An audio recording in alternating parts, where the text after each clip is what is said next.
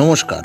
আগামী 21শে জুলাই গুরু পূর্ণিমা। দীক্ষা নিতে কি গুরুর প্রয়োজন? গুরু নামের মাহাত্ম্য আগের ভিডিওটায় আপনারা পেয়ে যাবেন। এখন শুনে নিন যে গুরু পূর্ণিমা কেন এই নামকরণ করা হয়েছে। পুরাণ মত অনুসারে ভগবান শিব এই তিথিতেই আদি গুরুতে রূপান্তরিত হন, আর তার সাথে তার 7জন শিষ্যকে অর্থাৎ সপ্ত ঋষিকে তার এই জ্ঞান দান করেন। দ্বিতীয়ত, মুনি পরাশর ও সত্যবতীর ঘরে মহর্ষি বেদব্যাস জন্মগ্রহণ করেন, তাই একে ব্যাস পূর্ণিমাও বলা হয়ে থাকে।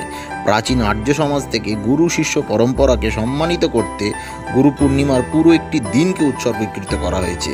যদিও আজকে এই গুরু পূর্ণিমার মাহাত্ম্য অত্যন্ত ক্ষীণ হয়ে গেছে, কিন্তু তবুও আমি বলবো যে সঠিক গুরু সদ্গুরুর অবশ্যই আপনারা আশ্রয় লাভ করতে পারেন। এর জন্য ভাগ্য ছকেতে আপনাকে দেখতে হবে 9th হাউস এবং বৃহস্পতি হচ্ছে আলটিমেট গুরু, তার বলবত্তা কি আছে। পরের ভিডিওটায় আমি গুরু কয় প্রকার ও কি কি এই সংক্রান্ত বিষয়ে অবশ্যই আলোচনা